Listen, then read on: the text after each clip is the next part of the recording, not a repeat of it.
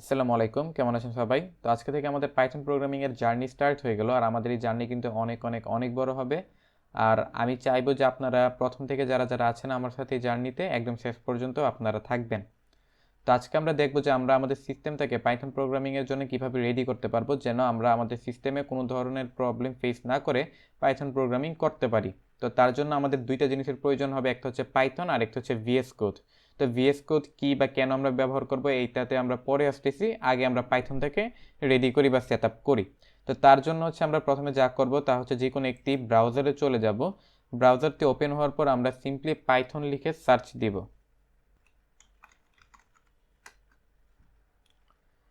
Python লিখে search দেওয়ার পর প্রথম যে ওয়েবসাইট অ্যাড্রেসটি আমরা পাবো বা প্রথম যে ওয়েবসাইটটি আমরা পাবো এটার মধ্যে চলে যাব। ওয়েবসাইটের অ্যাড্রেসটি হচ্ছে www.python.org। তো এখানে যাওয়ার পর এখানে ডাউনলোডস থেকে আমরা এখানে পাইথনের এই যে এখানে এই বাটনটির মধ্যে ক্লিক করে আমরা আমাদের পাইথনটি ডাউনলোড করতে পারবো। তো এখানে পাইথন তারপরে হচ্ছে সবচেয়ে আপডেটেড যে ভার্সনটি বর্তমানে অ্যাভেলেবল আছে পাইথনের ওইটা দেখাবে। তো আপনাদের ক্ষেত্রে এখানে ভার্সন নাম্বারটি অন্য কিছু হতে পারে। যদি আপনারা আজকে থেকে 1 মাস পরে বা 1 বছর পরে এই ভিডিওটি দেখে থাকেন তাহলে হয়তো বা আপনাদের এখানে অন্য কিছু একটা থাকতে পারে। তো ওইটা নিয়ে চিন্তা করতে হবে না, সিম্পলি এখানে এই বাটনটার মধ্যে ক্লিক করবেন। ক্লিক করলে আপনার পাইথন ডাউনলোড হওয়া স্টার্ট হয়ে যাবে। পাইথন ডাউনলোড হওয়ার পরে আমরা সিম্পলি অন্য যে কোনো সফটওয়্যার যেভাবে ইনস্টল করি ওইরকমভাবে এটার মধ্যে ডাবল ক্লিক করব এটি ইনস্টল করার জন্য। তো এখান থেকে আমরা কি করব এটা ভালোভাবে মনোযোগ দিয়ে দেখেন, এইখানেই সবচেয়ে বড় প্রবলেমটা করে সবাই। এখানে আমরা এই যে add python.exe to path এটা চেক করে দিব, এটা মাস্ট বি চেক করে রাখতে হবে। ঠিক আছে, নাহলে কিন্তু আপনারা পরে প্রবলেম ফেস করতে পারেন। তো এটা চেক আছে কিনা ভালোভাবে খেয়াল করবেন। তারপর এখানে কাস্টমাইজ ইনস্টলেশনে ক্লিক করবেন। তারপরে এখানে ডিফল্ট যেগুলো চেক করা আছে এইভাবেই রাখবেন। তারপর নেক্সটে ক্লিক করবেন। তারপর এখানে ব্রাউজে ক্লিক করবেন। ক্লিক করে আমরা কোন জায়গায় পাইথনটা ইনস্টল করতে চাই ওইটা সিলেক্ট করব।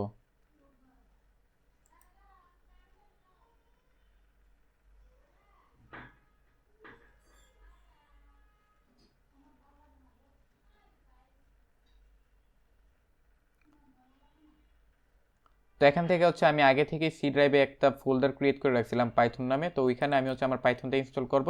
আপনারা চাইলে অন্য যে কোনো লোকেশনে হচ্ছে পাইথনটাকে ইনস্টল করতে পারেন, বা এখানে চাইলে আপনার একটা নিউ ফোল্ডার ক্রিয়েট করতে পারেন পাইথন নামে। তারপর ওই ফোল্ডারে চাইলে ইনস্টল করতে পারেন। তো আমি এখানে ওকেতে ক্লিক করব। তারপরে ইনস্টলে ক্লিক করলে এটা ইনস্টল হওয়া স্টার্ট হয়ে যাবে। এখন পাইথনটা ইনস্টল হইতেছে। তো এটাকে আমাদেরকে কিছুক্ষণ টাইম দিতে হবে ইনস্টল হওয়ার জন্য। তারপরে আমরা আবার আমাদের পরবর্তী কাজগুলো করব।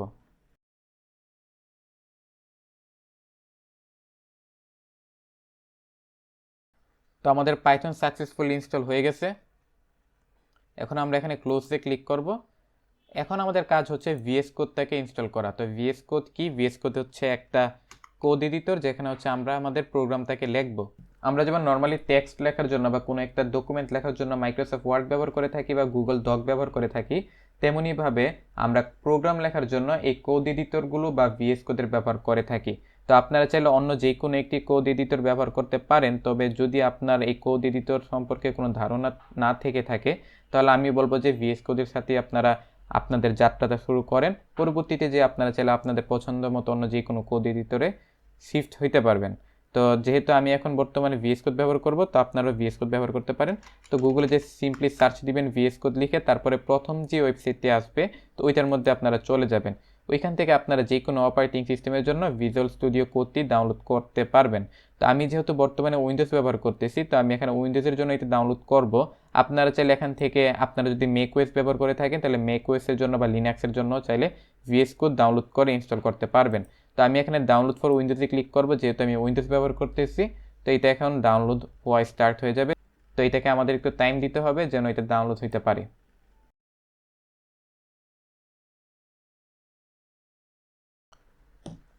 তো আমাদের ভিএস কোড ডাউনলোড হয়ে গেছে। তো এখন এটাকে আমাদেরকে যে কোনো নর্মালি আমরা অন্যান্য সফটওয়্যার যেভাবে ইনস্টল করি ওইভাবে ইনস্টল করতে হবে। তো আমি এখানে ক্লিক করলাম।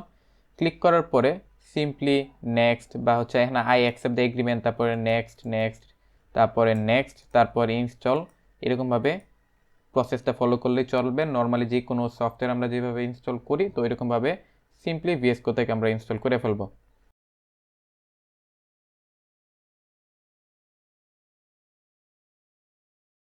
তো visual studio code successfully install হয়ে গেছে। এখন আমরা ফিনিশে ক্লিক করব, তারপরে ভিএস কোডটা নিজে থেকেই ওপেন হয়ে যাবে।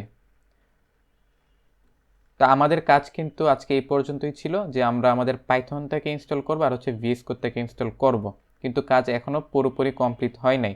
তো আমরা যে আমাদের পাইথনটাকে ইনস্টল করলাম এটা হয়েছে কি না এটা আমাদেরকে যাচাই করতে হবে। তো তার জন্য আমরা কি করব, এখানে আমরা সিএমডি লিখব, সিএমডি লিখে তারপর আমরা সিএমডি থেকে ওপেন করব।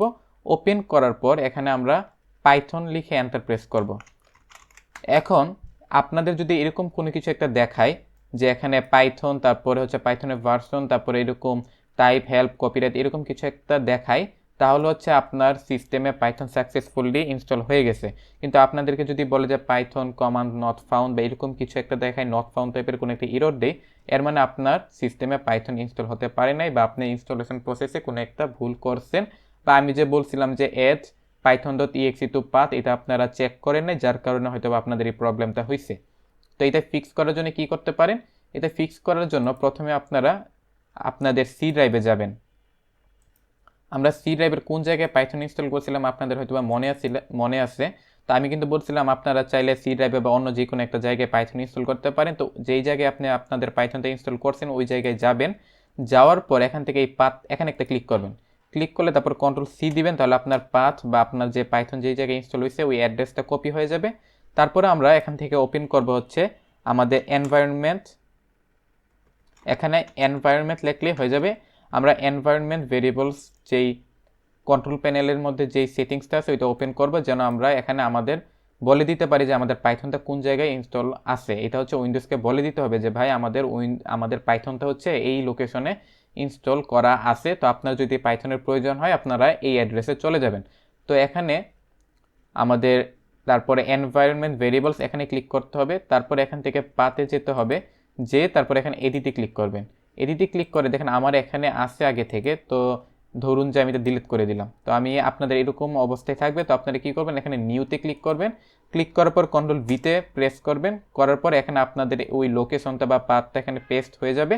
তারপরে সিম্পলি ওকে ওকে তারপরে ওকে ক্লিক করলেই হবে। আপনাদের যেই পাইথনের পাথটা আছে ওইটা হচ্ছে এখন উইন্ডোজ জানে যে এখন কোন জায়গায় পাইথনটা ইনস্টল করা আছে।